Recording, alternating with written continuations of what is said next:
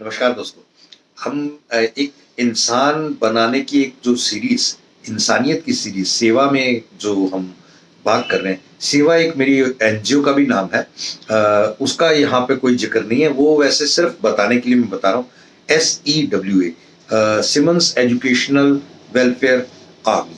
उसमें हम कई तरह के सोशल कॉज़ करते हैं, ब्लड डोनेशंस और भी कई चीज़ें जिसमें बच्चों की काउंसलिंग के लिए हम बहुत कुछ कैंप्स लगाते हैं, बहुत सारी चीज़ें। आज जो बात कर रहे हैं वो हम सिमरन, सिमरन प्रभु के नाम को एकाग्रता से अपने मन में बसाना, ताकि अपना मन जो पूरी तरफ बिखरा हुआ है वो एकत्रित होके एक जगह पे आ जाए। कैसे? फ़ोकस का कितना महत्व है, अलाइनमेंट का कितना महत्व है, ऑन ट्रैक का कितना महत्व है। अलाइनमेंट का मतलब है कि आपकी गाड़ी बिल्कुल चक्के हिले बगैर चले तो कोई कंपन नहीं होती। आप गिलास पानी का भी रख दो तो वहाँ आपके डेस्टिनेशन तक बिल्कुल बिना गिरे, बिना छलके पहुँच सकता है। अलाइनमेंट का असर है। और ऑन ट्रैक का मतलब ट्रेन्स एक जगह से लेकर कहाँ दूसरी जगह तक, जंगलों, पहाड़ों, कहाँ-कहाँ से होते हुए नदियों से अपने लक्ष्य पे पहुँच जाती हैं। उसका कोई और बड़ा कारण नहीं है, अपने ट्रैक पर रहती हैं। फ़ोकस का एग्ज़ाम्पल आप देखें, घोड़े के दोनों कानों के दोनों तरफ फ्लैप्स लगे होते हैं। वो दरवाजे हैं इस बात के कि बाहर नहीं, उसको 36 एंगल 360 डिग्री एंगल दिखता है, तो वो सिर्फ़ अपने आगे का देखे ताकि वो सीधा अपने रास्ते की तरफ भाग सके, दौड़ सके। इधर-उधर देखेगा तो शायद घबरा के ट्रैफ़िक देखेगा और घबरा जाए और वो दौड़ भी ना सके, शायद। अ, मैग्नीफाइंग ग्लास का भी आपको एग्ज़ाम्पल पता है। मैग्नीफाइंग ग्लास क्या है? आप बिखरी हुई जो शक्तियाँ हैं, उनको एक इकट्ठा करते हैं और एक ऐसे फ़ोकस करते हैं और इतना ज़बरदस्त फ़ोकस होता है कि कागज़ में आग लग जाती है। ये बचपन में सबने किया है और सीखा भी है, और उसके बावजूद भी हम भूल जाते हैं कि फ़ोकस का कितना बड़ा महत्व है। सारी शक्तियाँ बिखरी हुई हैं, उन शक्तियों को एकाग्र करके एक जगह पे फ़ोकस करके चलिए, तो हर वो लक्ष्य जो आपके जीवन का उद्देश्य है, वो प्राप्त करने में आपको बहुत ही कम मेहनत में बड़ा लक्ष्य प्राप्त कर पाएँगे। इसमें बॉइलिंग वाटर का जो एग्ज़ाम्पल है, वो भी कई बार बहुत महत्वपूर्ण है। कहते हैं कि बॉइलिंग वाटर जो है, उसको इवेपोरेशन यानी भाप बनने में केवल 1 डिग्री का फ़र्क होता है।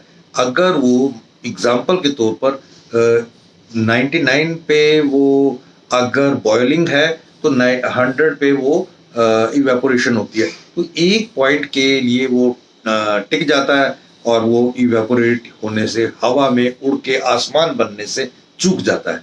यानी कि हमारे ऊपर जो मुसीबतें आती हैं, उन मुसीबतों को झेलते-झेलते जब हम चूक जाते हैं, वहीं एक पॉइंट होता है कि अब एक बार दृढ़ता से एक मेहनत और कर ली जाए, तो शायद हम भी आसमान की ऊँचाइयों को छूने के काबिल हो सकते हैं। वो बस एक पॉइंट होता है, टेस्टिंग पॉइंट। जैसे आप ये इसको इसी तरह से कह सकते हैं कि जैसे ऑर्डिनरी में एक्स्ट्रा डालते जाओ, ऑर्डिनरी में एक्स्ट्रा डालते जाओ, ऑर्डिनरी में एक्स्ट्रा डालते जाओ, और बहुत जल्दी समय आएगा और आप एक्स्ट्रा ऑर्डिनरी हो जाएँगे।